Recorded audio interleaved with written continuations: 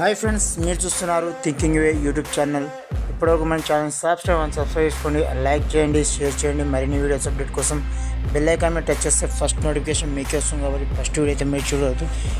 మొత్తం మీద ఇవాళ వచ్చిన మన అప్డేట్ ప్రోగ్రామ్ చూసుకుంటే ఈ నెల చివరి వారంలోగా 2 పథకాలను అయితే అమలు చేస్తామని చెప్పేసి తెలంగాణ గవర్నమెంట్ అయితే మంచి అప్డేట్ తీసుకురావడం జరిగింది. ఆ అప్డేట్ ఏందో వీడియోలో వెళ్ళి చూసుకుందాం friends. Anyway let's our topic.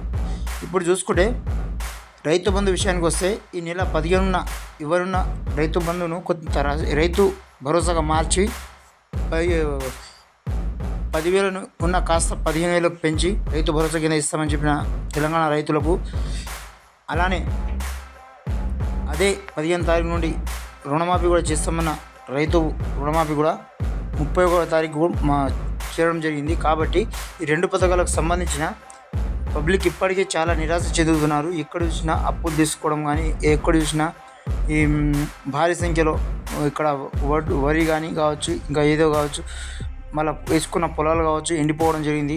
చాలా మేరకు ఇప్పటికీ బోర్లు వేయడం కానీ అలాంటి విషయంలో చాలా రైతులు ఇప్పటికీ ఇబ్బంది పడుతున్న విషయం తెలిసింది. కాబట్టి మొత్తం మీద రైతు బంధు విషయంలో మాత్రం కొద్దిగా ఆలస్యంగానే జరుగుతుంది. ఎందుకంటే అలానే ఈ రుణమాఫీ విషయంలో కూడా విడతల వారికి చేయాలన్నా లేకపోతే ఒకటేసారి చేయాలన్నా అనే ఉద్దేశం అయితే కనిపిస్తుంది.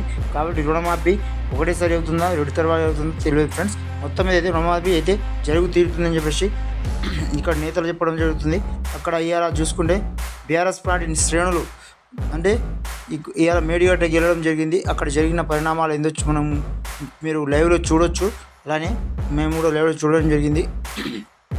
అలానే మనకు ఇప్పటివరకు వచ్చిన సమాచారం అయితే ఇది రైతు బంధు గురించి, రైతు రుణమాఫీ గురించి.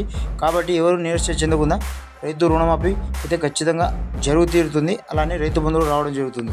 కాబట్టి మీ బ్యాంక్ అప్డేట్ మాత్రం చూసుకోండి ఫ్రెండ్స్. ఈ కేవైసీ ఏదైతే ఉందో అది కూడా చేయించి రెడీ ఉంచుకోండి. ఎనీవే చూస్తూనే ఉండండి friends thinking YouTube channel. Thanks for watching.